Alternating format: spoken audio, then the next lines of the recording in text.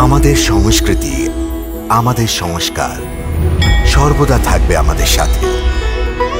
ভারতের মহান গ্রন্থ আর কাব্যের সম্পূর্ণ সংকলন। সাবস্ক্রাইব করুন তিলক।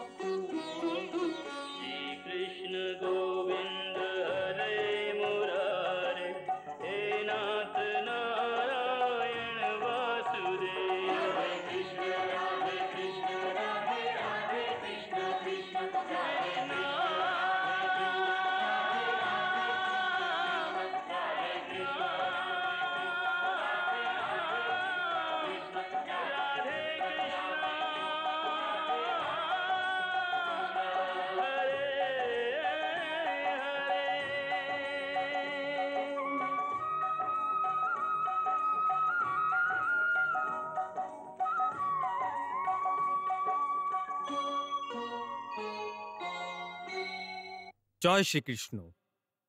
যখন থেকে এই চ্যানেলে শ্রীকৃষ্ণের কথা এসেছে তখন থেকে এই চ্যানেলের অনেক দর্শক আমাকে লিখেছেন যে এর আগে যত কথা হয়ে গেছে যা অন্যান্য চ্যানেলে দেখানো হয়েছে যেগুলি ওনারা দেখেননি, ওনারা চাইছেন যে আমরা তার প্রধান প্রধান অংশ আমরা আবার দেখাই।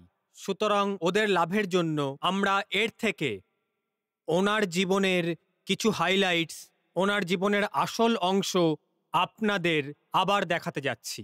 সর্বপ্রথমে আমরা ওনার গোকুল আর বৃন্দাবনের নিবাসের সময়ের কিছু প্রমুখ ঘটনা দেখাবো, যেমন কিভাবে কালনাগকে মারা হয়েছে, যে যমুনার পবিত্র জলকে বিষাক্ত করেছিল। একদিন নিজের বন্ধুদের সাথে বল খেলতে খেলতে বল খেলার সময় যখন বল যমুনায় পড়ে যায় তখন ওর বাহানা বানিয়ে ভগবান শ্রীকৃষ্ণ নদীতে ঝাঁপিয়ে পড়ে।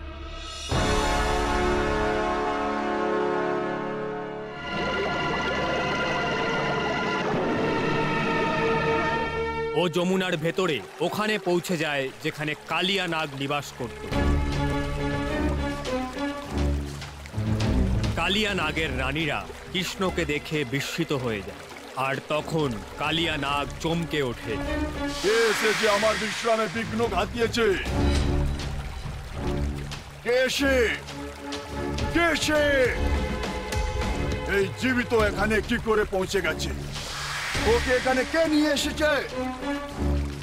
কে তুমি? কৃষ্ণ। কৃষ্ণ? কে কৃষ্ণ? ওই কৃষ্ণ যে কালেরও কাল, ওই কৃষ্ণ যে তোমার মতো দুষ্টুদের ধ্বংস করার জন্য পৃথিবীতে নেমে এসেছে। অহংকারী বালক, যখন কোনো প্রাণীর মাথার উপরে কাল ঘুরে বেড়ায় তখন ওর বুদ্ধি ভ্রষ্ট হয়ে যায়। দেখো মৃত্যু কি করে আসে।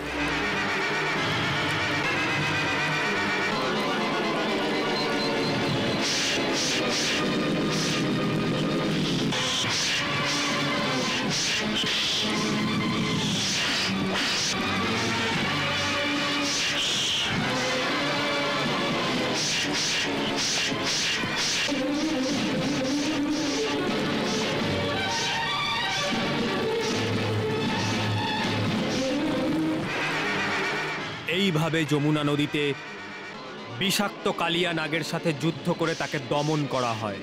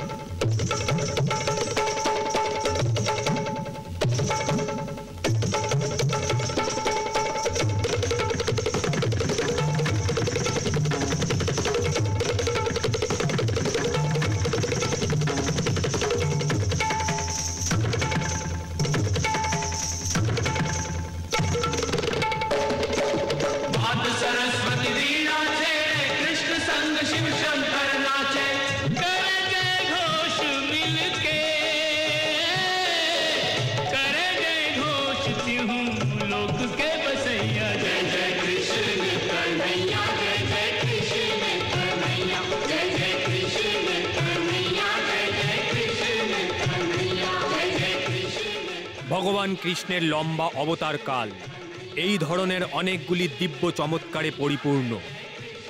ভগবান কৃষ্ণ কথা অনেক লম্বা, সেই জন্য ওনার জন্মের আগে আর জন্মের পরেও অনেকগুলো নাটকীয় ঘটনাও অর্থাৎ ড্রামাটিক ইভেন্টসে ভরা।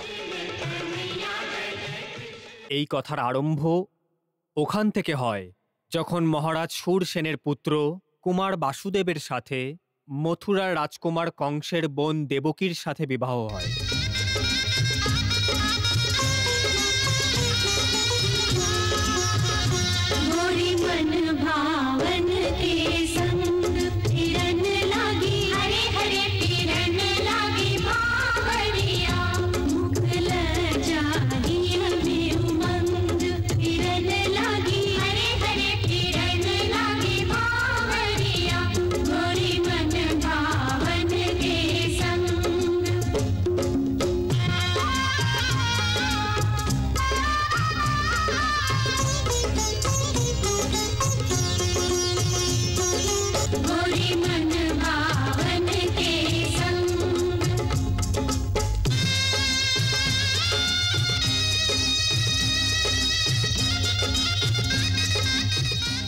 কংস যখন দেবকীকে শ্বশুর বাড়িতে পৌঁছে দিতে যায় তখন রাস্তায় আকাশবাণী হয়,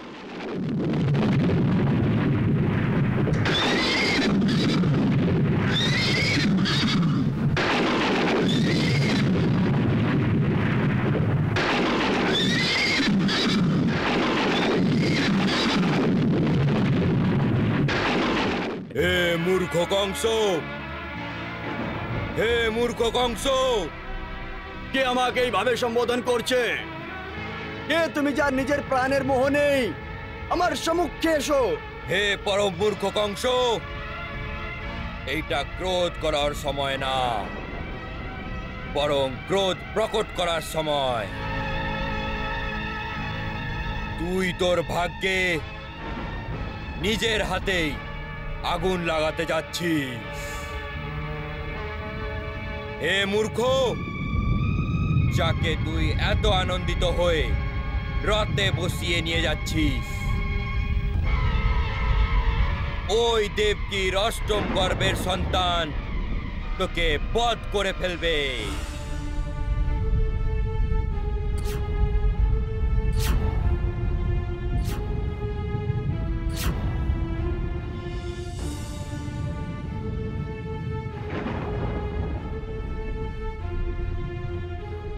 ওই দেবকীর অষ্টম গর্ভের সন্তান তোকে বধ করে ফেলবে, তোকে বধ করে ফেলবে, তোকে বধ করে ফেলবে।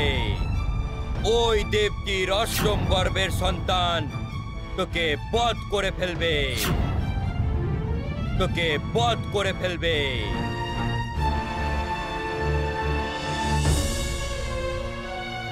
হ্যাঁ, আমার কাজ, আমাকে মেরে ফেলবে। দেবকীর অষ্টম গর্ভ আমাকে মেরে ফেলবে। হ্যাঁ, দেবতারাও যার প্রচাপ শুনে ভয় পেয়ে যায়।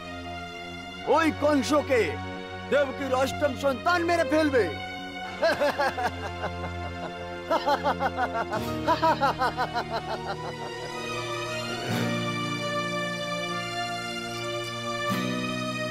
আমি আমার মৃত্যু আসল কারণকেই ধ্বংস করে দেব। না থাকবে দেবকী, আর নাই হবে ওর অষ্টম সন্তান। এই আকাশবাণী শোনার সাথে সাথে কংস ক্রোধে দেবকীকে হত্যা করতে যায়, কিন্তু বাসুদেব দেবকীর প্রাণ বাঁচানোর জন্য এই বচন দেয় যে ঠিক আছে, দেবকীর থেকে আপনার কোনো ভয় নেই, ভয় আছে শুধু ওর সন্তান থেকে। যেমন আকাশবাণীতে বলা হয়েছে, আমি আপনাকে কথা দিচ্ছি যে দেবকীকে ছেড়ে দিন। আমি মহারাজ শূরসেনের পুত্র বাসুদেব প্রতিজ্ঞা করছি যে দেবকীর প্রত্যেক সন্তানকে জন্ম নেওয়ার পর আমি স্বয়ং নিজের হাতে করে আপনাকে দিয়ে যাব। তারপর যদি আপনি চান ওকে বধ করতে পারেন, আমি আপনাকে বাধা দেব না।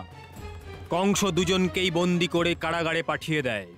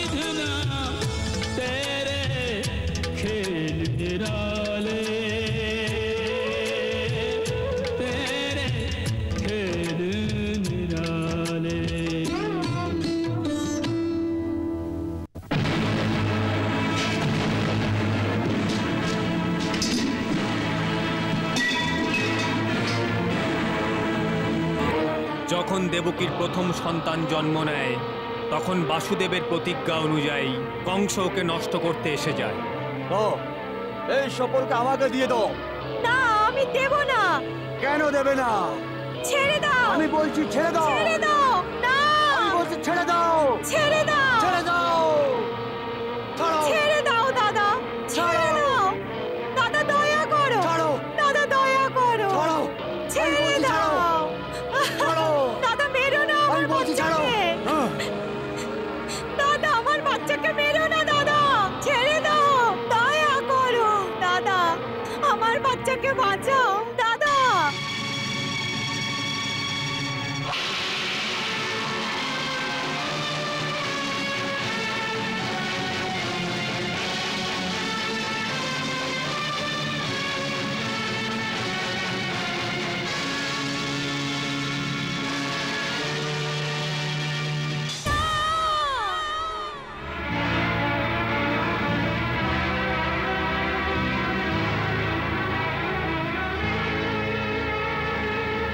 প্রভু।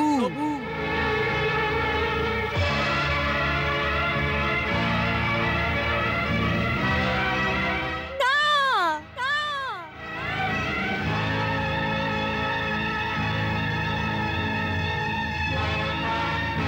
মহারাজ কংসের জয় মহারাজ কংসের জয় মহারাজ কংসের জয় মহারাজ কংসের জয় মহারাজ কংসের জয়। তারপর কংস স্বয়ং রাজ্যের সিংহাসনে বসে পড়ে। আকাশবাণী বলেছিল যে অষ্টম বালক কংসকে বধ করবে। সেই জন্য সমস্ত প্রজারা অষ্টম বালকের প্রতীক্ষা করছিল। তাদের বিশ্বাস ছিল ঈশ্বর ওদের অবতার হয়ে অবতীর্ণ হবেন। তোমরা জানো দেবকী আবার গর্ভবতী হয়েছে। কিন্তু এখন তারণহারের আসার সময় এসে গেছে। হ্যাঁ, এবার তো সবারই দুঃখ মিটে গেছে। এবার তো তারণকর্তা আসছে। জানো তারণকর্তা আসছে। আচ্ছা, তারণকর্তা তারণকর্তা তারণকর্তা, যে তারণকর্তার নাম নেয় ওর জিভ কেটে ফেলো। যাকেই তোমরা শিষ্যের পূজা করতে দেখে ওর মস্তক কেটে দাও। ওদের এই পাঠ ভালোভাবেই পড়িয়ে দাও যে মথুরায় একজনই ভগবান আছে, আর ও হচ্ছে কংস। কংস কংস আর শুধু কংস।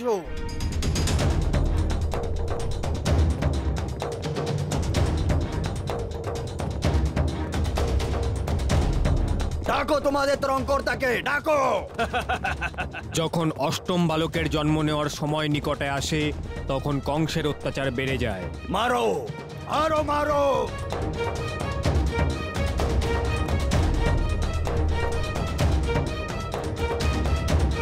জ্বালিয়ে দো, সব জ্বালিয়ে দো।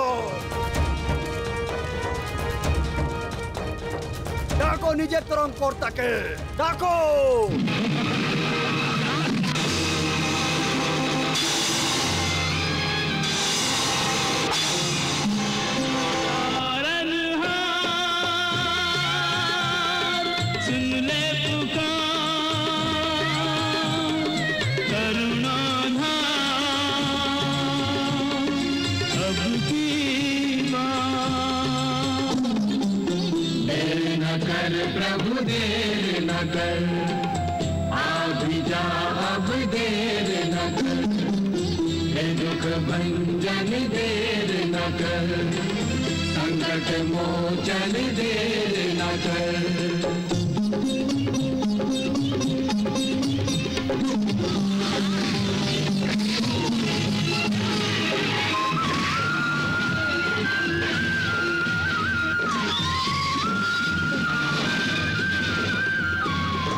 संकट में सृष्टि सारी हिंसा के मेघ छाए, भनि त्राहि माम की तीनों लोक से आए। चारों ओर अंधेरा, एक भरोसा तेरा।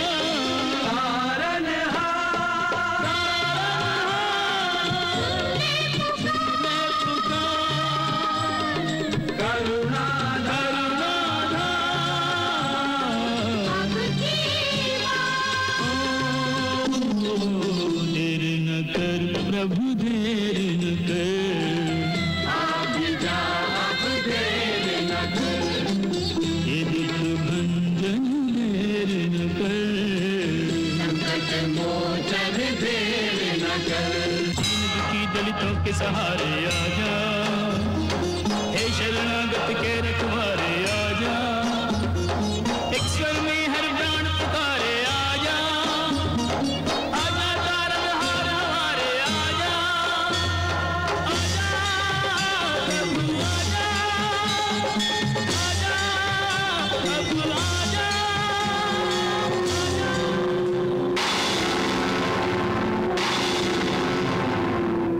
नारायण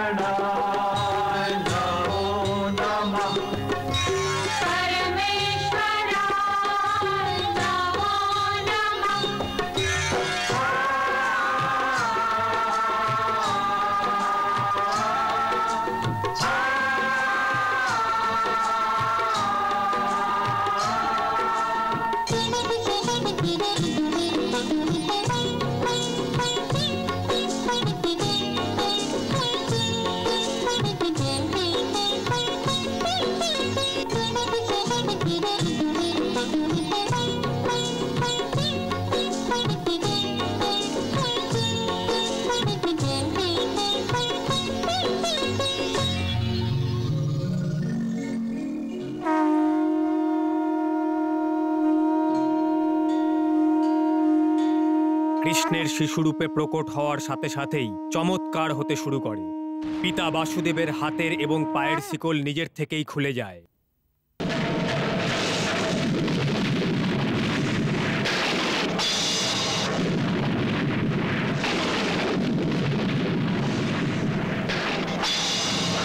যে সৈনিকেরা পাহারা দিচ্ছিল তারা গভীর নিদ্রায় ডুবে যায়।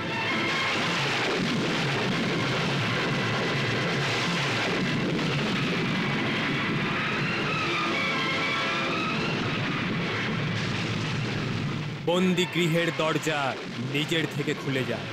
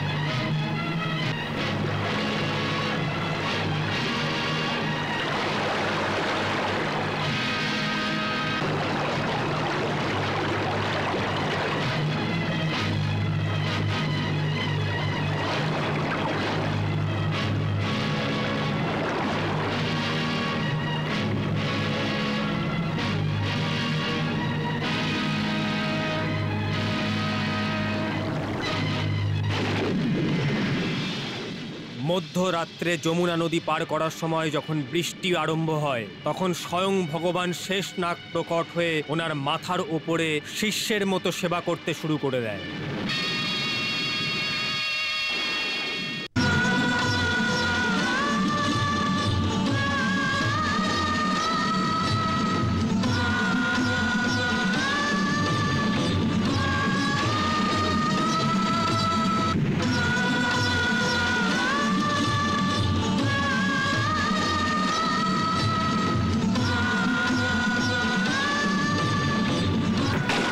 যমুনার জল কৃষ্ণের পায়ের স্পর্শে পরিষ্কার হয়ে যায়। गद गद हो चरण पखारे सुख से फूल न समाए होने लगी शीतल शाम पद पंकज शीश लगाए होने लगी शीतल शाम पद पंकज शीश लगाए।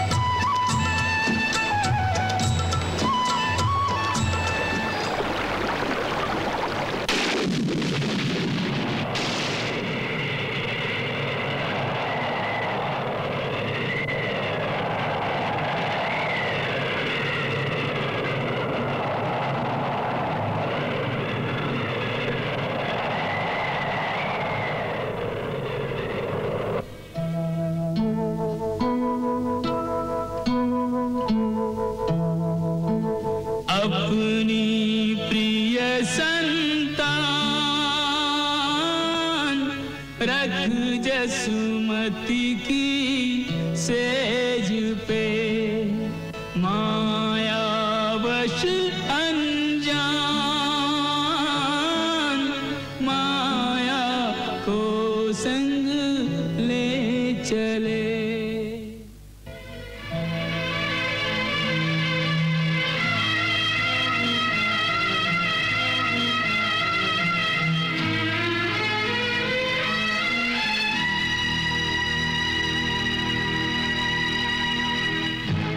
আমি একে জীবিত ছাড়বো না। ছেড়ে দে দেবকী, আমার শত্রু এ। ছাড়। আমি তোমার পায়ে পড়ছি ভ্রাতা। তুমি আমার প্রাণ নিয়ে নাও, একে ছেড়ে দাও ভ্রাতা। আমার ভয় তোর থেকে নয়, তোর এই সন্তান থেকে। আর এটা তোর অষ্টম সন্তান, এই আমার মৃত্যুর কারণ হবে। না না ভ্রাতা, এ তো তোমার পুত্রবধূ হওয়ার যোগ্য, মারার যোগ্য নয়। একে ছেড়ে দাও, এ তোমাকে পিতার মতো সেবা করবে। না, এই বিষ্ণু অবশ্যই এ আমার সাথে ছলন করছে। কিন্তু বিষ্ণু কি করে হতে পারে? এ তো কন্যা। কেন কেন হতে পারে না? মোহিনী কন্যা ছিল না? ওই সময় বিষ্ণু স্ত্রীর রূপ ধারণ করেনি নাকি? হ্যাঁ, আমি এই মহাজালে ফাঁসতে চাই না দেবকী, আমি এই মহাজালে ফাঁসতে চাই না। না ভ্রাতা, ছেড়ে দাও ভ্রাতা।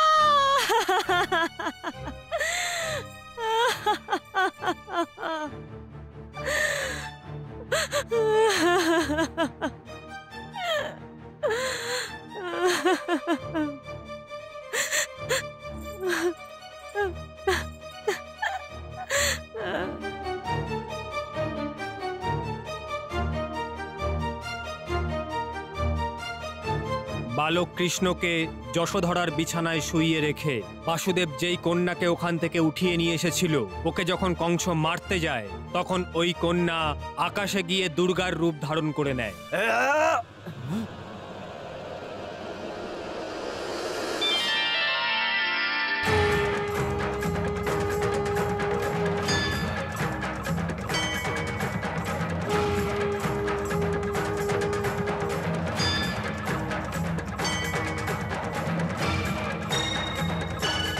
আরে মূর্খ, আমাকে মেরে তুই কিচ্ছু লাভ করতে পারবি না। তোকে মারার জন্য তো অন্য কেউ আছে, আর সে এই পৃথিবীতে জন্মও নিয়ে নিয়েছে।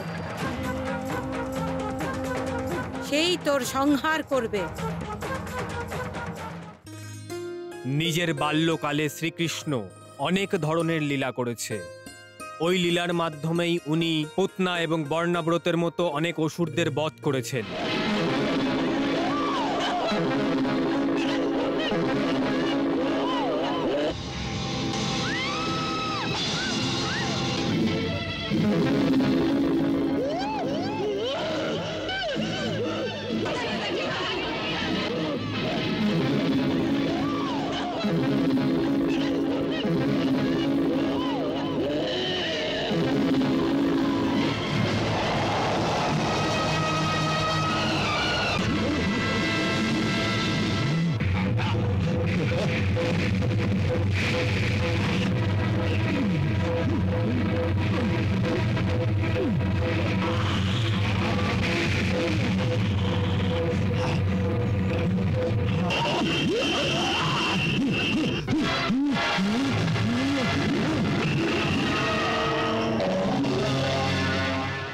কিন্তু ভক্তদের যেই লীলা সবচেয়ে ভালো লাগে ওটা হচ্ছে ওনার মাখন চুরি করার লীলা। যখন সে হাঁটু গেড়ে হাঁটতে শিখেছিল তখন থেকেই মায়ের মাখন চুরি করে পালিয়ে যেত। তিনি মনে করতেন যে কেউ দেখেনি, কিন্তু যশোদা মা নিজের ছোট্ট চোরের লীলা দেখে আনন্দে মত্ত হয়ে যেতেন।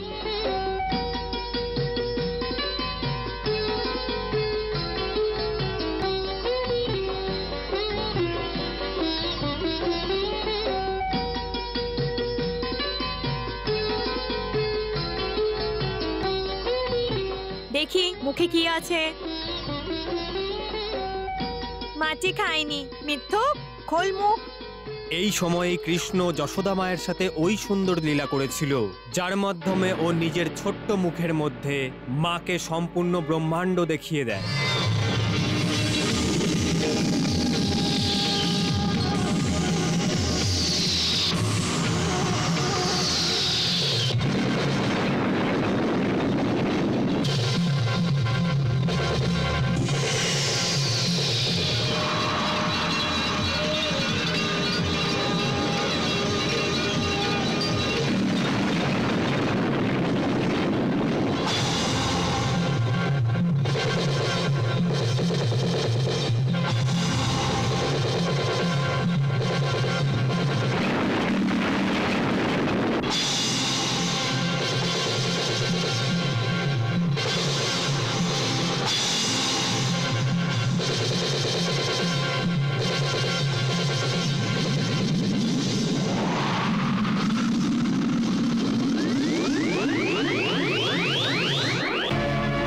তারপর দেবরাজ ইন্দ্র যখন ক্রোধ করে সমস্ত গোকুলবাসীকে জলে ডুবিয়ে দেওয়ার চেষ্টা করে, তখন শ্রীকৃষ্ণ গোবর্ধন পাহাড়কে নিজের একটি আঙুলে উঠিয়ে গোকুলবাসীকে রক্ষা করেন।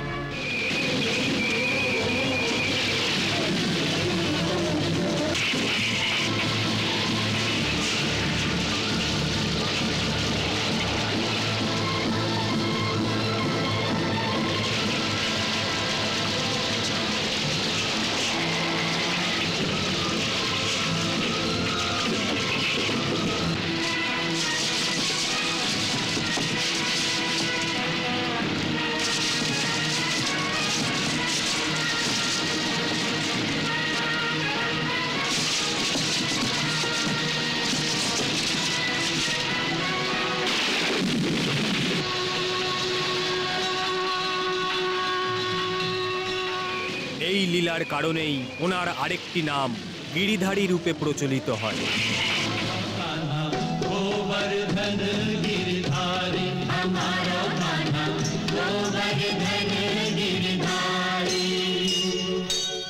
তারপর সময় আসে রাধাকৃষ্ণের প্রেমের লীলার। কুমার অবস্থায় পৌঁছেই শ্রী রাধার সাহায্যে উনি প্রেমের সর্বোচ্চ আদর্শ স্থাপিত করেন। তুই জানিস না তোর জন্য আমাকে কত নিন্দে শুনতে হয়।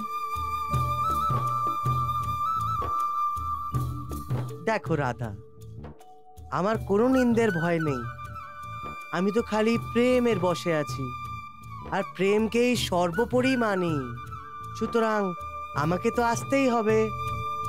আর যদি আমি না আসি তাহলে তুমি কি করবে? তাহলে আমি তোমার চরণ চিহ্নকেই বাঁশি শুনিয়ে ফিরে যাব।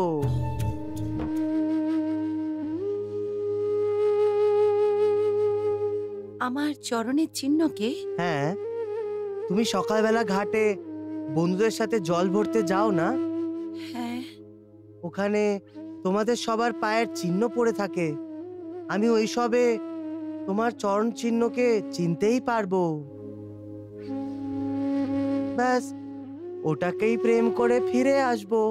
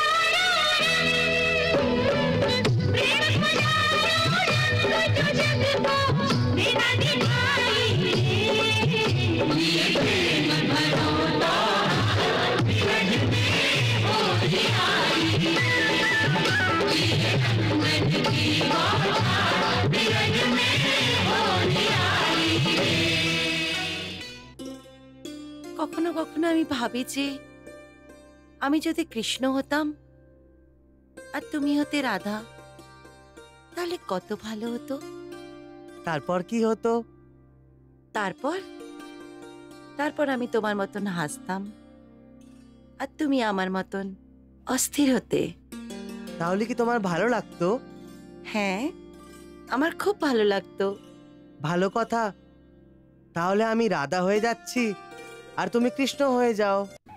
আচ্ছা নাও, এবার তুমি রাধা হয়ে যাও। লীলার চরম সীমা মহারাসে গিয়ে সমাহিত হয়ে যায়। মহারাস আসলে আত্মার সাথে পরম আত্মার মিলনের একটি মহান। প্রত্যেক মানুষের ওর নিজের আত্মার নিজের কল্পনার মানুষকে পেয়ে যায়। এইভাবে প্রত্যেক রাসমেলায় প্রত্যেক রাধারা নিজের নিজের কৃষ্ণকে খুঁজে পেয়ে যায়। এই মিলন মহোৎসবই প্রেমের চরম সীমা। যেভাবে ভক্তির চরম সীমায় পৌঁছে প্রেমের প্রাপ্তি হয়, ওইভাবেই প্রেমের চরম সীমায় পৌঁছে এই মিলন মহোৎসবের মাধ্যমে পরম আনন্দ প্রাপ্ত হয়। ওই পরমানন্দকে প্রাপ্ত করার পরে পাবার জন্য আর কিছুই অবশিষ্ট থাকে না।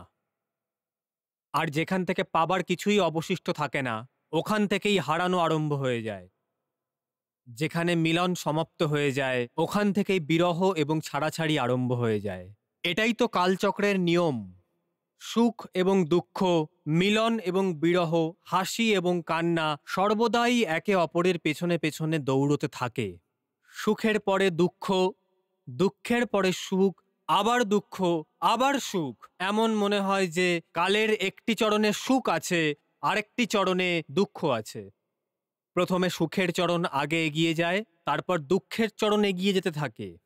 এটাই সময়ের চাল, আর সময়ের চরণ কখনো দাঁড়িয়ে থাকে না।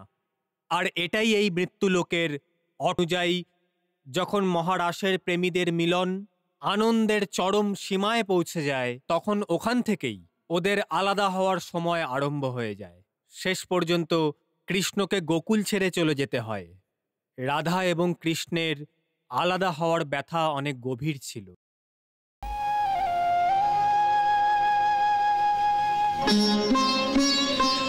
নাও, আমি এসে গেছি।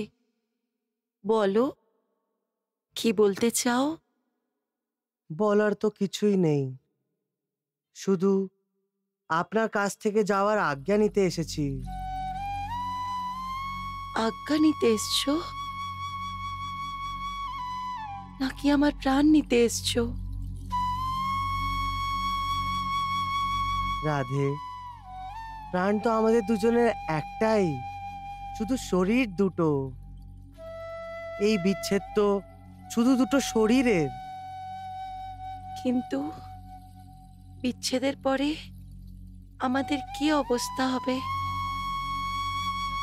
এটা কি ভাবোনি তুমি? ভাবি তো, কিন্তু যা নিয়তি ঠিক করে রেখেছে ওই লীলা তো আমাদের করতেই হবে। যেই কাজকে করার দায়িত্ব উঠিয়েছি ওই কর্তব্য তো আমাকে পূর্ণ করতেই হবে। এটা তো আপনি জানেনই। হ্যাঁ, জানি আমি। কি আপনার নিজের লীলা, আপনার কর্তব্য রাধার থেকেও বেশি বড়। কিন্তু আপনি এটা জানেন না যে রাধার কাছে আপনার থেকে বেশি প্রিয় আর কেউই নেই। ওর জন্য তো আর কিছুই নেই। রাধার সমস্ত কর্তব্য, সমস্ত কাজ আর সমস্ত আশা আকাঙ্ক্ষা ও সমস্ত পুজো অর্চনা, এই সমস্ত কিছু কৃষ্ণের চরণেই অর্পিত আছে। এই শ্রীচরণগুলোকে আপনি যদি আমার থেকে দূরে নিয়ে যান, তো যেমন যজ্ঞ হওয়ার পর যজ্ঞকুণ্ডতে শুধু জ্বলন্ত কাঠের ভস্য পড়ে থাকে, ঠিক ওইভাবেই আপনার যাওয়ার পরে বৃন্দাবনেতে শুধু রাধার ভস্যই থেকে যাবে। যাওয়ার আগে আমাকে দুটো কথা দিয়ে যান। বলো। প্রথমে এই যে শুধু স্বপ্নেতেই নয়, বরং যতক্ষণ আমি পৃথিবীতে থাকব আমার হৃদয়েতে প্রতিক্ষণ আপনিই বিরাজ করবেন। আর দ্বিতীয়? দ্বিতীয় এই যে আমার এই পৃথিবী ছাড়ার আগে আমাকে একবার আবার করে আপনার চরণের ধূলি যেন প্রাপ্ত হয়।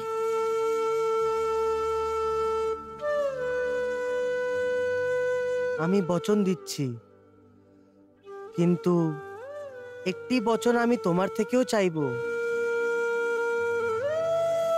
আজ্ঞা। তুমি কিন্তু কাঁদবে না।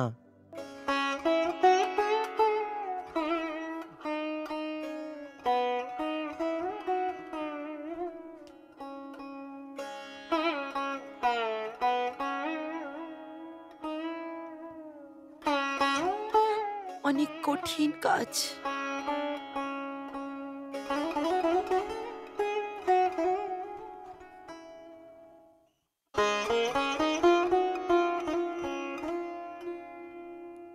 রাধে, তোমার এক ফোঁটা চোখের জল আমার কর্মপথে, আমার সম্মুখে দাঁড়িয়ে আমার রাস্তা আটকাতে পারে। সেই জন্যই আমাকে বচন দাও।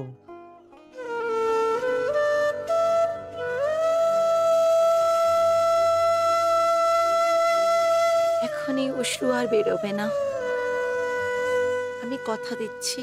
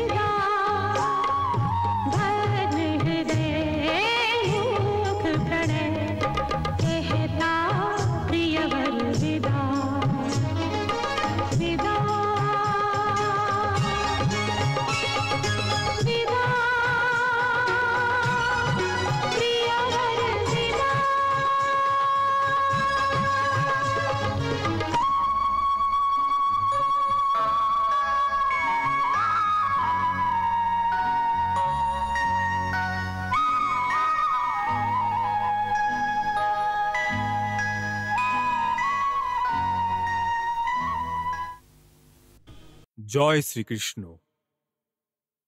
বিচ্ছেদ বড় বেদনাদায়ক হয়। কৃষ্ণ যখন চিরকালের জন্য গোকুল ছেড়ে চলে যাচ্ছিলেন, তখন ওনার রাধার সাথে বিচ্ছেদের দৃশ্য অত্যন্ত আবেগে ভরা অশ্রুতে ডোবা ছিল। কিন্তু গোকুল থেকে কৃষ্ণের বিদায়ের সময় যে মুহূর্ত সবচেয়ে বেশি স্পর্শ করেছিল, ওটা ছিল ওই মুহূর্ত যখন প্রথমবার যশোদা জানতে পারলেন যেই কৃষ্ণকে উনি এত বছর ধরে নিজের পুত্র মনে করে পালন করেছেন, ওই কৃষ্ণ ওর পুত্র নয়। ওই দৃশ্যকে দেখা আর শোনার জন্য পাথরের হৃদয় হওয়া উচিত। এটা ওই সময়ের দৃশ্য যখন কংস এটা জানতে পারেন দেবকীর অষ্টম পুত্র জীবিত, আর ওই কৃষ্ণ যে নন্দ এবং যশোদার পুত্র হয়ে গোকুলে নিবাস করছে। তখন ওই বাসুদেবকে সাপে ভরা কুয়োতে ঝুলিয়ে দিয়ে দেবকীকে বাধ্য করে দেয় যাতে ও অক্রূরকে পাঠিয়ে কৃষ্ণকে মথুরায় ডেকে আনে। তা না হলে কংস দেবকীর স্বামীকে সাপের কুয়োয় ফেলে মেরে ফেলবে।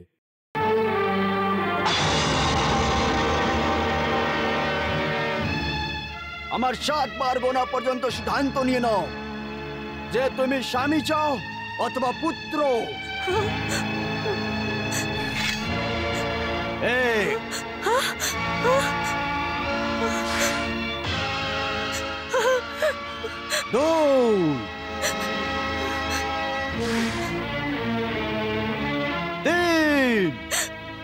এনাকে ছেড়ে দাও। 4 না ভ্রাতা, এত অত্যাচার করো না। 5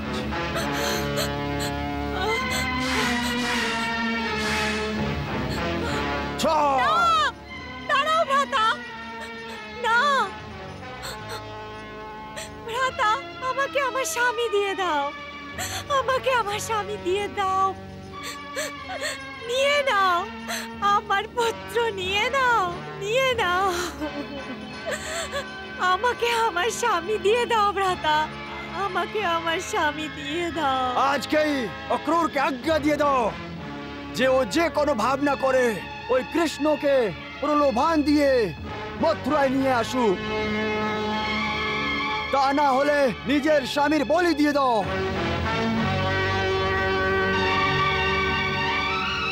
নিজের স্বামীর বলি দিয়ে দাও।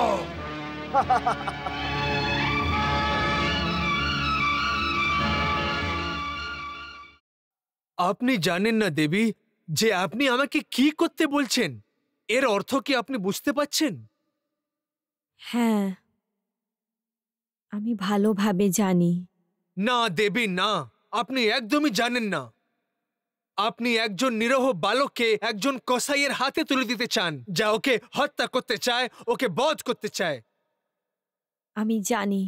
তা সত্ত্বেও আপনি কৃষ্ণকে মথুরা নিয়ে আসার জন্য বলছেন। আমি কৃষ্ণকে কি বলবো? কি বলবো আমি ওকে যে আপনার মা আপনাকে হত্যা করার জন্য আপনাকে মথুরায় ডেকেছেন? এত কিছু বলার কোনো প্রয়োজনই নেই। শুধু এইটুকুনি বলবেন যে ওর মা আজ্ঞা করেছে যে ও আপনার সাথে মথুরা চলে আসুক। যদিও জিজ্ঞেস করে কেন, যদিও আসতে না চায়, তাহলে? যদিও আমার পুত্র হয়ে থাকে তাহলে ও না কেন জিজ্ঞেস করবে, না মানা করবে। ব্যাস, মায়ের আজ্ঞার পালন করবে।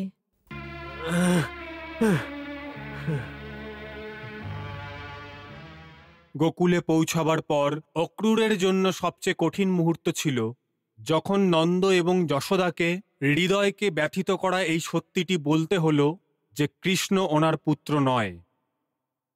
কিং কর্তব্য বিমূঢ়ের মতো উনি অনেকক্ষণ পর্যন্ত নন্দবাবার সম্মুখে পাগলের মতো একটি অদ্ভুত অবস্থায় বসেছিলেন।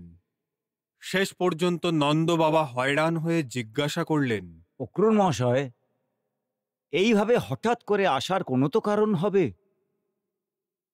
কি ব্যাপার? নন্দলাল মহাশয়, আমি একটা নিমন্ত্রণ নিয়ে এসেছি। নিমন্ত্রণ? কার? মহারাজ কংসের। হ্যাঁ, মহারাজ? মহারাজ কংসের? কার জন্য? কৃষ্ণের জন্য। মহারাজ কংস কৃষ্ণকে মথুরায় ডেকেছেন। হ্যাঁ, কিন্তু কেন?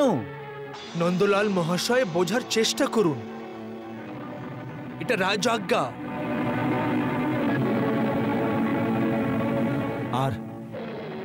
আর আমরা যদি ওকে না পাঠাই তাহলে? তাহলে রাজার আজ্ঞা ভঙ্গ করার জন্য রাজার সৈনিকরা আসতে পারে।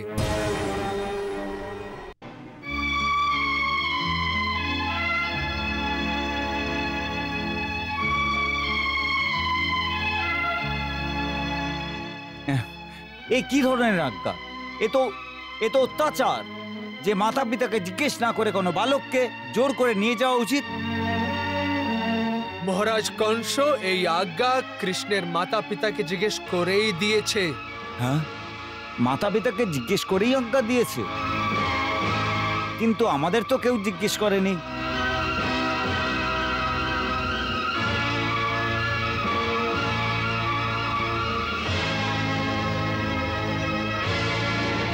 নন্দলাল মহাশয়, কোনো সত্যি অত্যন্ত ভয়ঙ্কর এবং বেদনাদায়ক হয়।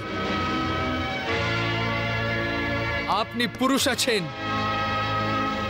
হৃদয় পাথরের করে নিন আর সাহস করে এই সত্যিকে শুনুন। এই সত্যিকে শুনুন যে কৃষ্ণ আপনার পুত্র না। অক্রূর মহাশয়,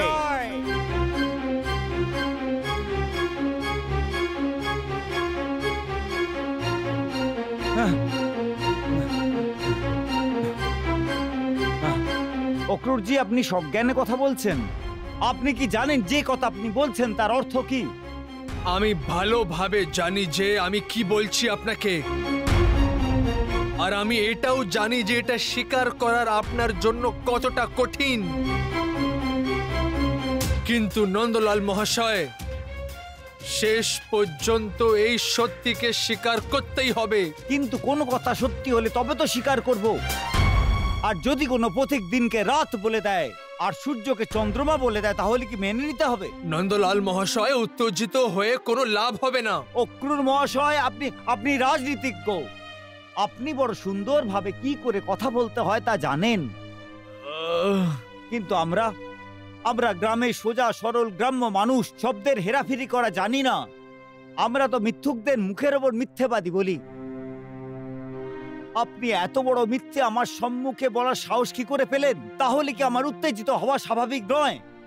যদি আপনার জায়গায় অন্য কেউ হতো তো তাহলে আপনি ওর জিহ্বা কেটে নিতেন। আমি জানি, কিন্তু আমি আপনাকে এই সত্যি বলার জন্য বাধ্য হয়ে গেছি। আবার আপনি একটা মিথ্যে কথাকে সত্যি সত্যি বলে যাচ্ছেন। আপনি কি ভাং খেয়েছেন যে আনন্দ করে কথাবার্তা বলছেন? সমস্ত সংসার জানে যে কৃষ্ণ আমার পুত্র, ও এই ঘরে জন্ম নিয়েছে। কিন্তু নন্দরাজ মশাই, অক্রূর মশাই, আপনি আমার অতিথি। আমি আপনার অপমান করতে চাই না। যদি অন্য কেউ এই কথা বলতো তো আমরা ওকে যমুনার জলে ফেলে দিতাম। সেই জন্য উচিত এটাই হবে যে আপনি দয়া করে গোকুল ছেড়ে চলে যান। আপনি গোকুল থেকে চলে যান।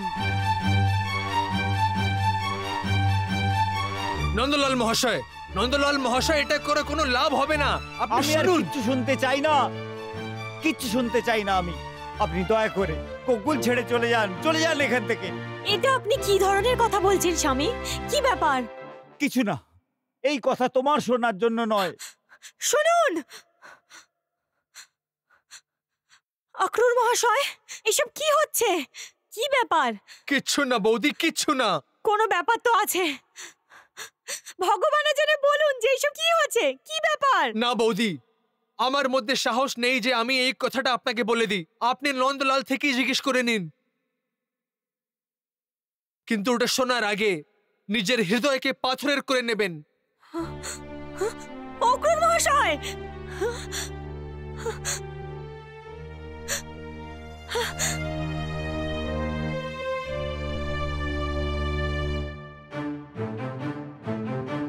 এসব কি? এটা কি ধরনের খেলা খেলছো এই গরিবের সঙ্গে? কোন মানুষের জীবনে এতটুকু আনন্দ আসে তোমার চোখে সহ্য হয় না? তারপর কাউকে পাঠিয়ে দাও ওর মধ্যে বিষ ঢালবার জন্য। কেন? কিন্তু কেন? আমরা তোমার কি ক্ষতি করেছি ভগবান? এইসব কি বলছেন আপনি? কি হয়েছে আপনার? ওদিকে অক্রূর মহাশয়ের সাথে ঝগড়া করলেন আপনি, আর এদিকে ভগবানের সাথে ঝগড়া করছেন। আরে কিছু তো বলুন যে কি হয়েছে। কি বলবো যশোদা, আমি কি বলবো তোমাকে? আজ আমি এই নিষ্ঠুরকে জিজ্ঞেস করতে এসেছি আমি ওর কি ক্ষতি করেছি, আমি কি পাপ করেছি এই জীবনে যে ও আমার জীবনে কাঁটা বপন করে দিচ্ছে। অনেক কষ্ট করে একটি পুত্র পেয়েছি, ওর জন্য আনন্দিত তো হয়েছি, কিন্তু প্রত্যেক পদক্ষেপে ওর মৃত্যুর ভয় দেখিয়ে প্রত্যেক মুহূর্তে আমার হৃদয়কে ব্যথিত করেছে। কখনো পুতনা ওকে বিষ খাওয়াতে আসে, কখনো তেরাবত আমার পুত্রকে নিয়ে ওই সুদূর আকাশে উড়ে যায়, কখনো বকাসুর ওকে মারতে এসে যায়, বা কখনো অজগরের মুখে ফেলে দেওয়া হয়েছে। তুমি জানো না যশোদা, তুমি জানো না, ওর সঙ্গে যখন থাকতাম কিন্তু সম্পূর্ণ রাত্রিতে ভয় আমার ঘুমই আসতো না যে নতুন কোনো বিপদ না এসে যায় এই আমার দুয়ারে। আজ সব থেকে বড় পাহাড়ে আমার মাথার উপরে ভেঙে দিয়েছে। অক্রূর এটা বলতে এসেছে যে কৃষ্ণ আমাদের পুত্র নয়।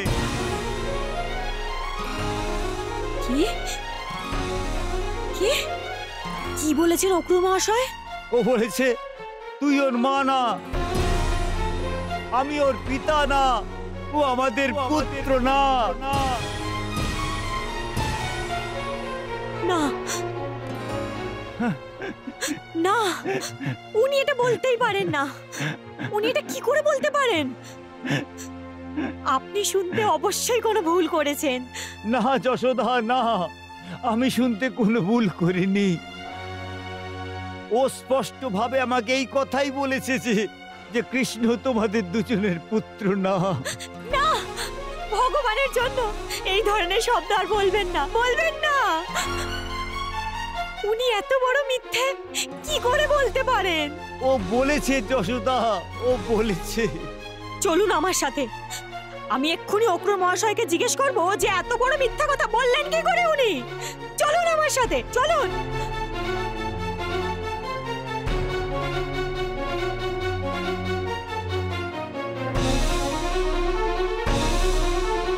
চলুন।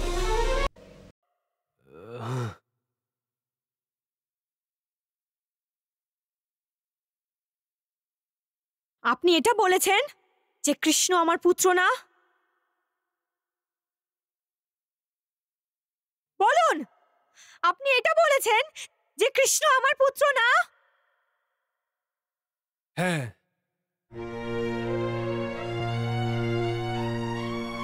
আমি এই কথা বলেছি। এত বড় মিথ্যে, এত বড় মিথ্যে বলার সাহস আপনার হলো কি করে? একজন মায়ের সামনে এটা বলতে গিয়েছে যে ওর পুত্র ওর নিজের পুত্র না। আপনার জিহ্বা কেঁপে ওঠেনি? আপনার আত্মা কি কেঁপে ওঠেনি? অক্রূর মহাশয়, আপনি তো এটাও বলতে পারেন যে এটা সোনার গয়না না, যাতে আপনি এটা বলতে পারেন যে আমি কোথাও থেকে চুরি করে এনেছি। পুত্র হৃদয়ের একটা টুকরো হয়, মায়ের শরীরের একটা অঙ্গ হয়, একটা অঙ্গ। শিশু ভগবানের পাঠানো একটা দিব্য শরীর হয়, যাকে মা নিজের শরীর থেকে জন্ম দেয়। এই সত্যিকে স্বয়ং পরমাত্মা মিথ্যা বলতে পারবে না। তাহলে আপনি কে এটা বলার যে যাকে আমি নিজের গর্ভে পালন করেছি, যে আমার এই গর্ভ থেকে জন্ম নিয়েছে, ও আমার নিজের পুত্র না? কিন্তু কৃষ্ণ আপনার গর্ভ থেকে জন্ম নেয়নি, সেই জন্যই ও আপনার পুত্র না। এই ধরনের কথা বলা মহাপাপ অক্রূর মহাশয়, মহাপাপ। এই ধরনের নিচু স্তরের কথা বলতে আপনার লজ্জা বোধ হচ্ছে না? বৌদি, আপনি আমার বাধ্যতাকে কেন বুঝতে পারছেন না? আমি সম্পূর্ণ রাস্তায় ভগবানকে এই প্রার্থনাই করে আসছি যে যদি যে আপনাকে এই সত্যি বলার আগে আমার মৃত্যু হয়ে যাক আর আমি মরে যাই। কিন্তু কি করব, এই পরিস্থিতি আমাকে বাধ্য করে দিয়েছে আপনাকে সত্যি বলার জন্য। এই মিথ্যেকে আপনি কি করে সত্যি বলতে পারেন? সম্পূর্ণ সংসার জানে যে এই ঘরে আমার কৃষ্ণ আমার এই গর্ভে জন্ম নিয়েছে। এই কথাকে আপনি মিথ্যে কি করে বলতে পারেন? ছলনা আর মিথ্যে কথা বলার একটা সীমা হয় অক্রূর মহাশয়। ছলনার সীমা হয় দেবী, কিন্তু সত্যের কোনো সীমা হয় না। সত্যি প্রত্যেক জায়গায় প্রত্যেক মুহূর্তে সত্যি হয়ে থাকে। সত্যিকে কিছু সময়ের জন্য লুকিয়ে রাখা যেতে পারে, কিন্তু সত্যিকে লুকিয়ে রেখে সত্যি মিথ্যে হয়ে যায় না। আর এই কথাই এই সময় হচ্ছে। আমরা এত বছর পর্যন্ত এই সত্যিকে লুকিয়ে রেখেছি, কিন্তু আজ এই সত্যি প্রকট হয়ে গেছে।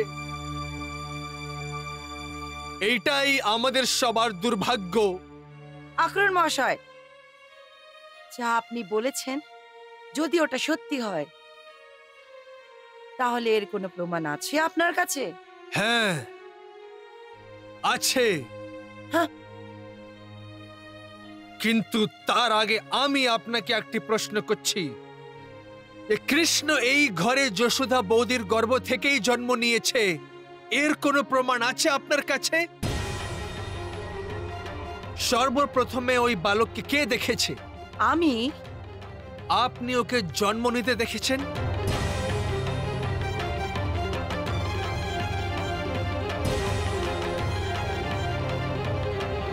না, আমি যখন ওখানে গেছিলাম তখন বালকের জন্ম হয়ে গেছিল।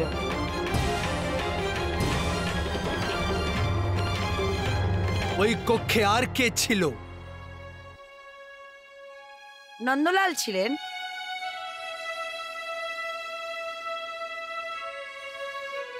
আপনি ওই বালককে জন্ম নিতে দেখেছিলেন কি?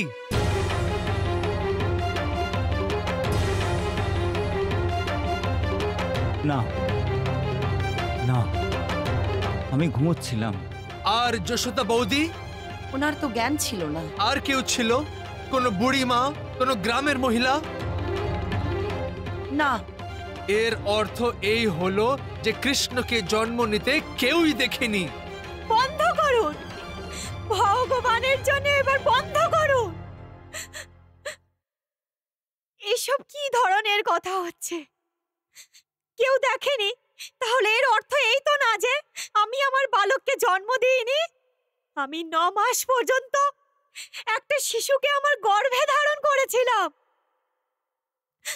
আমি কাউকে তো জন্ম দিয়েছিলাম, তাই না? অবশ্যই জন্ম দিয়েছেন বৌদি, অবশ্যই জন্ম দিয়েছেন, কিন্তু আপনি যাকে জন্ম দিয়েছেন ও একটি কন্যা ছিল, যার সম্বন্ধে এটা সবাই জানে যে যখন কংস ওকে দেবকীর সন্তান মনে করে ওকে পাথরে ফেলে দিয়ে মারার চেষ্টা করে, তখন ও অষ্টভুজা দেবীর রূপ ধরে নিয়ে বলে,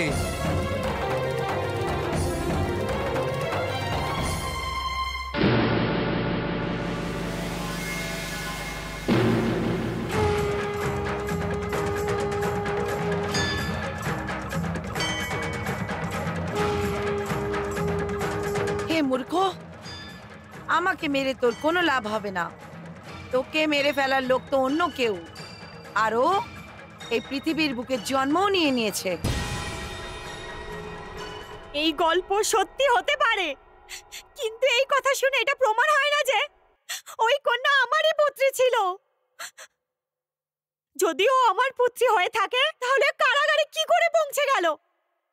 অবশ্যই ও দেবকীরই পুত্রী ছিল।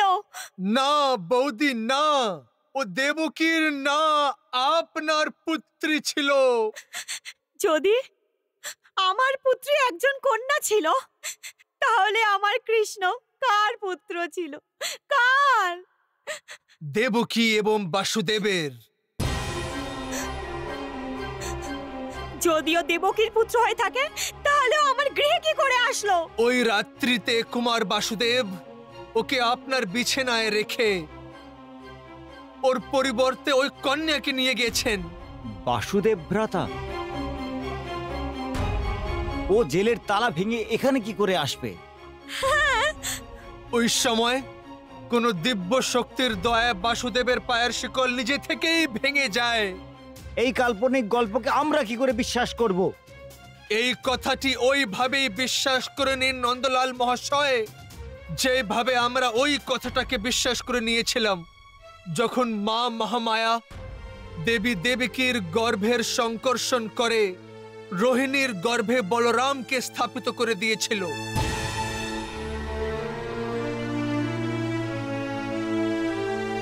ওই কথার সত্যতা স্বয়ং গুরুদেব সাঙ্গিল্য প্রমাণ করেছেন। উনি বলেছিলেন যা কিছু দেবী মা যশোদাকে স্বপ্নতে বলেছিলেন ওইগুলো সব সত্যি। গুরুদেব সাঙ্গিল্য কখনো মিথ্যে কথা বলতে পারেন না। তাহলে এই কথা কেউ সত্যি বলে মনে করুন, কারণ এই কথা স্বয়ং উনি আমাকে বলেছেন যে কখনো মিথ্যে কথা বলে না। কে সে? কুমার বাসুদেব। বসুদেব ভ্রাতা? হ্যাঁ। বাসুদেব ভ্রাতা এরকম করতে পারেন না, করতে পারেন না। না। হ্যাঁ বৌদি, এই কথা স্বয়ং উনি স্বীকার করেছেন। স্বয়ং আমিও এই কথা অনেক বছর ধরে জানতাম, আর কয়েকবার আপনাকে বলতেও চাইছিলাম যে কৃষ্ণের সাথে আপনার এত মোহ ভালো নয় বৌদি, ওর সাথে মোহ বাড়াবেন না বৌদি। কিন্তু কৃষ্ণ বাসুদেব আমাকে প্রত্যেকবার না করে দিয়েছিলেন। এত বছর ধরে চুপ ছিলেন, তাহলে আজ আপনি হঠাৎ ছুরি চালাতে কেন এসেছেন? আপনি কেন? আমার দুর্ভাগ্য, আমি অসহায় বৌদি। কি অসহায়তা? দেবকীর বৌদির আজ্ঞা। আপনি বুঝতে পারবেন না যে এই আজ্ঞার পালন করতে গিয়ে আমার হৃদয়ে কত ছুরির আঘাত হচ্ছে। দেবকী বৌদির শুধু এই একটি আজ্ঞার জন্য আমরা জেতাবাজি হেরে যাচ্ছি।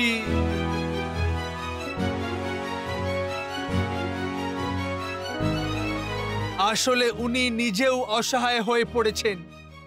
এই রহস্যকে লুকিয়ে রাখার জন্য অনেক বছর পর্যন্ত উনি কারাগৃহের যন্ত্রণা ভোগ করেছেন, কিন্তু মুখ খোলেননি।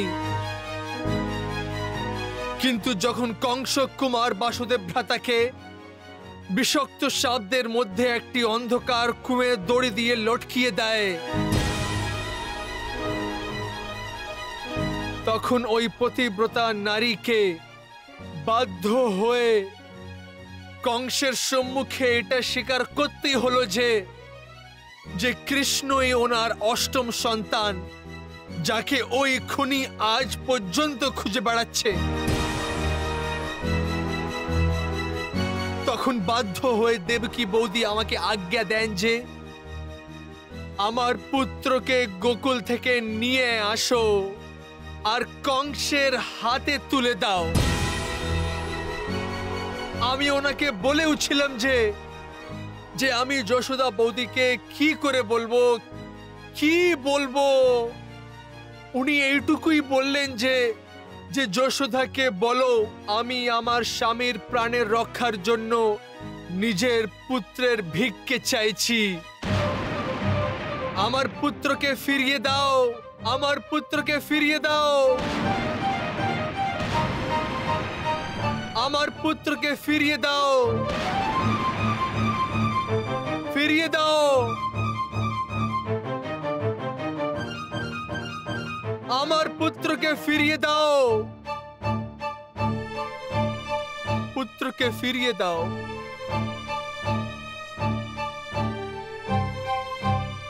আমার পুত্রকে ফিরিয়ে দাও।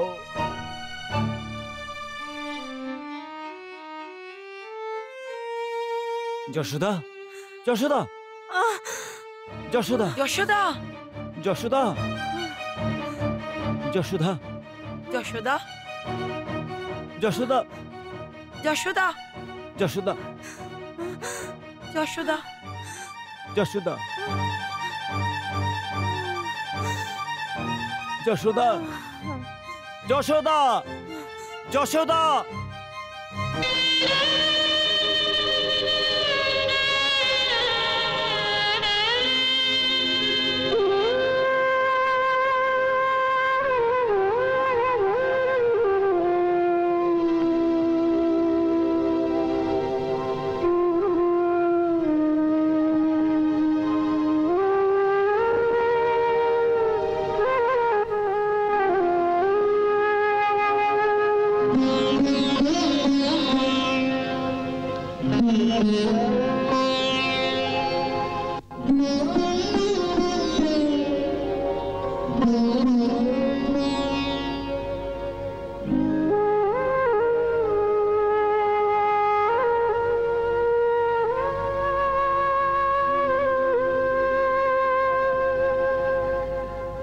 विचलित नंद यशोदा जागे,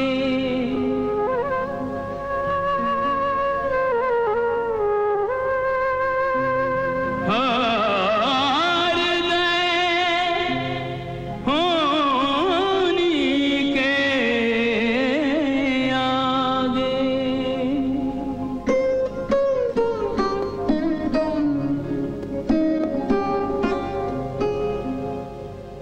पल में सब कुछ हुआ रे पराया, पल में सब कुछ हुआ रे पराया।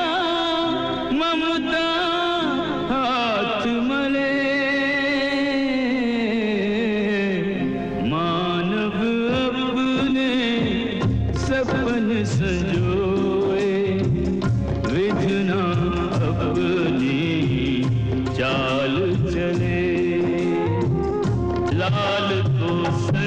संकट बीच बुला के देवकी रोए अब पछता के। सोच रही है मात यशोदा क्यों सिंचाए का पौधा। एक आशंका से कांपे तो एक आशंका से कांपे एक मैया विरह जले। मानव अपने सपन संजोए विधना अपनी चाल चले।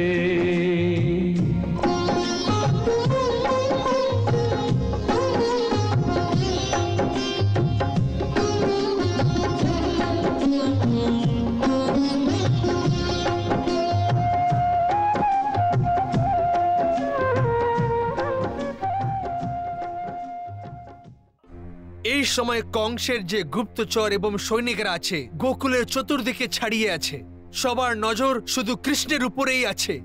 সেই জন্য কৃষ্ণকে আজকের রাতে গোকুলে খোলাখলি ভাবে থাকতে দেওয়া হোক, যাতে কংসের লোকেরাও গোকুলে কেন্দ্রিত হয়ে থাকে। এর লাভ উঠিয়ে রাত্রিবেলা আমার লোকেরা বলরামকে নিয়ে বেরিয়ে পড়বে। উনি সুরক্ষিত হয়ে যাওয়ার পর কালকে দিনে কোনো একটি সময় আমি কৃষ্ণকে সাথে নিয়ে মথুরার দিকে রওনা হব। কেন? আমার পুত্র কি এত সস্তা যে দিনের আলোয় খোলাখুলি ভাবে ওকে বলির বেদিতে পাঠিয়ে দেওয়া হবে? ওর জন্য আপনি রাত্রিবেলা পালানোর কোনো পদ্ধতি ভাবেননি? কোনো ব্যাপার না, কোনো ব্যাপার না, আমি ওর রক্ষা করব। আমি নিজে বেশ বদলে রাত্রিবেলা নদীর রাস্তা দিয়ে ওকে অন্য কোথাও নিয়ে যাব। বৌদি, বৌদি, ভগবানের জন্য বোঝার চেষ্টা করুন। আমি কিচ্ছু শুনতে চাই না, কিচ্ছু না। আমার মধ্যে এত শক্তি আছে যে আমি আমার কানহাকে নিজের পিঠের উপরে উঠিয়ে যমুনার ওই পারে নিয়ে যাই।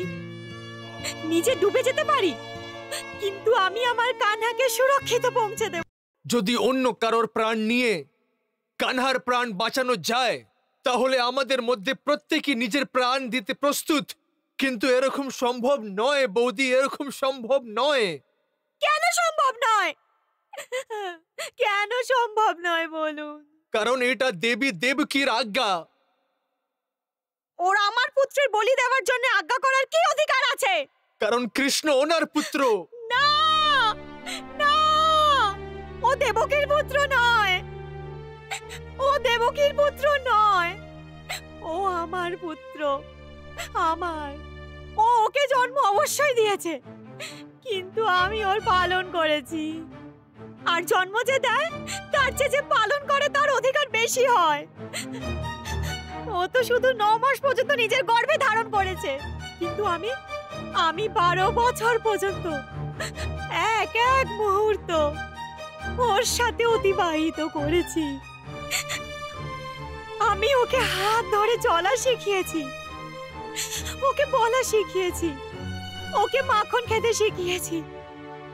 ও আমার কলসি ভেঙে দিয়েছে, আমি ওকে নিজের হাত দিয়ে মেরেছি, আর তারপর এই হাত দিয়েই ওকে ভালোবেসেছি। ও আমার পুত্র, ও আমার পুত্র। ওর পুত্র হতেই পারে না যে ওকে নিজে মৃত্যুবরণ করার আজ্ঞা দেয়। কি ধরনের মা দেবকী আর কি ধরনের পিতা বাসুদেব ভ্রাতা! ও কংসকে নিজের পুত্র দেওয়ার জন্য বচন দিয়েছে, কিন্তু আমি তো কাউকে বচন দিইনি, কোনো দিইনি বচন। কারোর বচন পালন করার জন্য আমার কোনো দায়িত্ব নেই, আমার কোনো দায়িত্ব নেই। অন্য কারোর বচন পালন করার জন্য আপনার কোনো দায়িত্ব নেই, কিন্তু আপনারও কিছু দায়িত্ব আছে। না, আমি মা, আর মায়ের শুধু একটাই দায়িত্ব থাকে, নিজের পুত্রের রক্ষা করা, ব্যাস। ঠিক আছে, আপনার মায়ের দায়িত্ব পালন করছেন, কিন্তু শুধু আপনি কৃষ্ণেরই মা তো নয়। আমার শুধু একটাই পুত্র।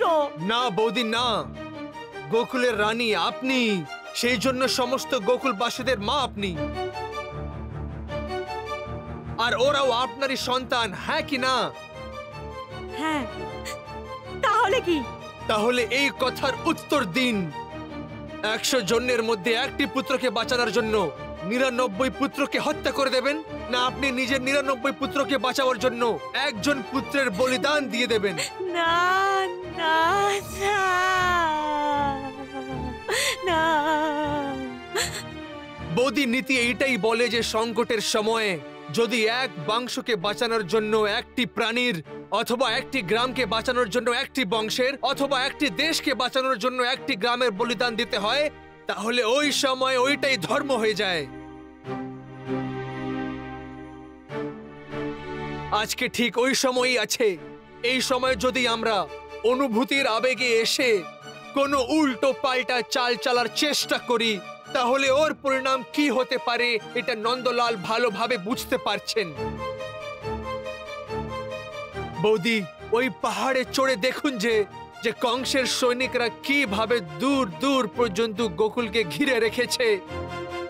যদি আপনি কৃষ্ণকে লুকিয়ে রাখার চেষ্টাও করেন, তাহলে কংসের সৈনিকরা ভেড়েদের মতন গোকুল নিবাসীদের উপরে ঝাঁপিয়ে পড়বে, আর তারপর গোকুলের বাচ্চারা কংসের সৈনিকদের হাতে মারা গেলে কি হবে? এই দায়িত্বকে ভুলে যাবেন না, ভুলে যাবেন না এই দায়িত্বকে আপনি। এটা কি ধরনের বাধ্যতা?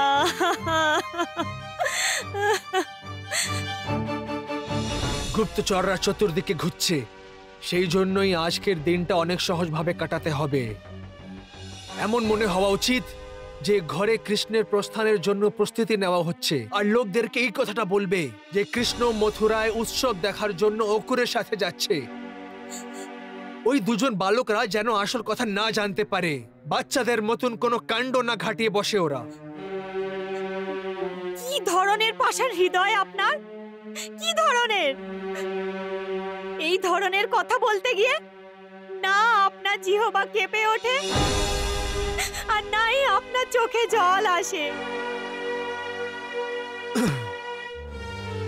আমার উপরে যে ঘৃণা এই সময় আপনার মনে আছে বৌদি, ওটা স্বাভাবিক, কিন্তু অশ্রু দিয়ে পরিকল্পনা সফল হয় না।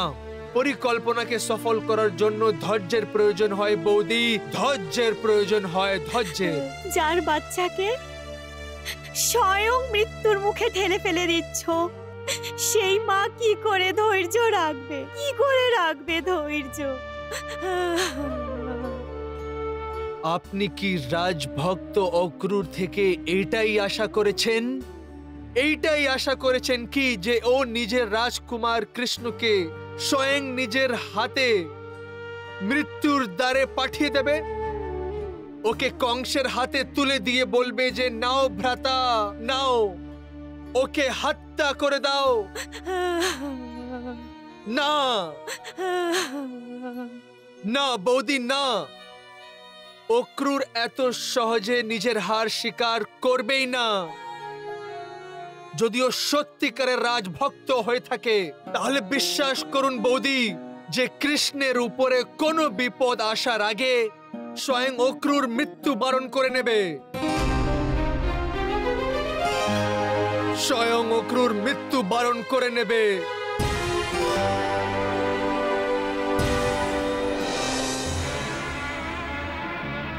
এখন আমি যা বললাম ওইটা আমার পরিকল্পনার অর্ধেক অংশ বললাম, বলরামকে বাঁচানো।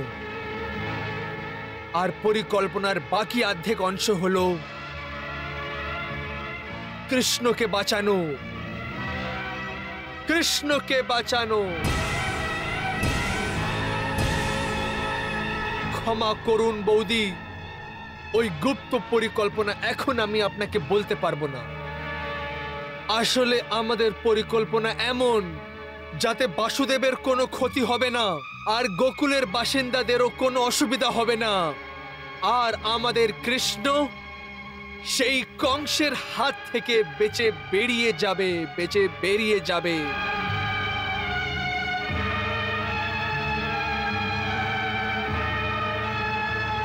আমার উপরে বিশ্বাস করুন বৌদি, বিশ্বাস করুন। আমরা রাজভক্ত, রাজকীয়। নিজের রাজার জন্য মৃত্যু বরণ করাই আমাদের ধর্ম। আমাদের রাজভক্তির উপরে এইভাবে সন্দেহ করবেন না, সন্দেহ করবেন না।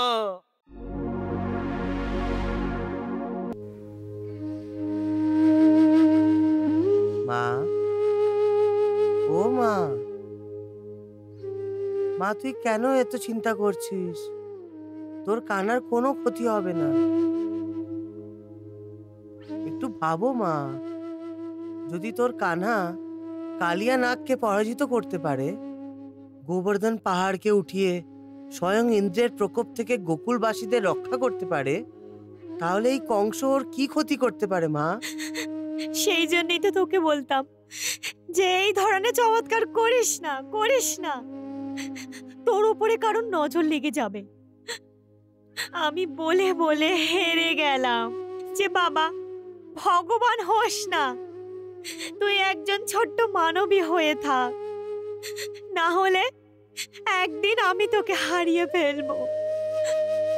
এখন দেখতে পাচ্ছিস তোর পরিণাম। মা, এইসব কিছু মায়াময়ের কথা। এই দৃষ্টিকোণ দিয়ে তুমি যতই ভাবতে থাকবে, মোহের ঘূর্ণিচক্রে ততই তুমি ফেঁসে যাবে। তাহলে আমি কি করব? কি করব আমি? এই মোহের ঘূর্ণিচক্র থেকে বাইরে বেরিয়ে এসো মা। বলা হয় যে সমস্ত প্রাণীদের অন্তরে ভগবান বাস করে। সেই জন্য যাকে পুত্র মনে করছো, ওকে যদি ভগবান মনে করো, তাহলে এই সব কষ্টই দূর হয়ে যাবে। তারপর পুত্রের চিন্তা ছেড়ে তোমার মন ভগবানের পূজায় লেগে যাবে, আর তখন এই সমস্ত হতাশা দূর হয়ে যাবে। মা, তোর জ্ঞান চক্ষু খুলে যাবে, আর এইভাবে তুই মোক্ষেরও প্রাপ্তি করতে পারিস। আমার এই ধরনের মোক্ষ চাই না, চাই না আমার। না এই ধরনের মোক্ষ চাই, আর না ভগবান। আমার তো শুধু আমার পুত্র চাই, আমার পুত্র। আর এই ভগবানের কি করব আমি? না আমি ওই ভগবানকে ভালোবাসতে পারবো, আর না ওপরে ক্রোধ করতে পারবো, আর নাই ওকে মাখন মিশ্রি খাওয়াতে পারবো। এই ভগবানের কি করব আমি? সুতরাং আমার না তোর ভগবান, না তোর মোক্ষ চাই। আমাকে তো শুধু আমার পুত্র চাই, যে আমাকে দুঃখ দেয় আমি খুশি হই। আমাকে এইসব জ্ঞান ধ্যান মোক্ষের কথা বলিস না। আমাকে আমার মোহের জালেই ভেসে থাকতে দে, ভেসে থাকতে দে আমাকে। যা, এই জ্ঞানের কথা অন্য কাউকে শেখা, যা। বাহ মা, বাহ।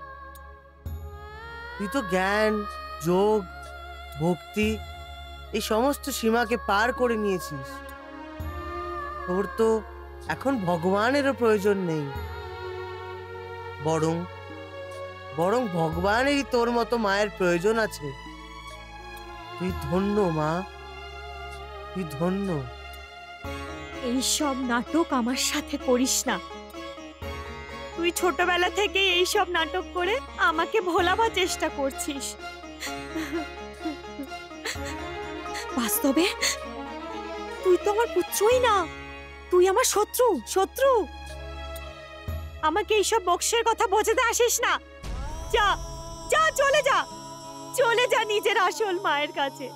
চলে যা, চলে যা, তুই চলে যা। চলে যাব, কিন্তু এই অন্তিম রাত্রি তো নিজের আসল মায়ের কাছে থেকে নেই। এখন তোর আর কি চাই আমার থেকে? কি? একটি বচন, মা আমাকে একটি বচন দে। চেয়ে নে, যা চাওয়ার আছে চেয়ে নে। তুই আমার পেছনে চোখের জল ফেলবি না। না, আমি এই ধরনের কথা দিতে পারবো না, দিতে পারবো না আমি। বিচ্ছেদের ব্যথা যদি সহ্য করতে না পারি তো? তাহলে কাঁদবে না মা, রাগ করো, ক্রোধ করো ওই নিষ্ঠুরের ওপরে, যে তোর জন্য একদম চিন্তা করে না, যে তোকে ছেড়ে চলে গেছে।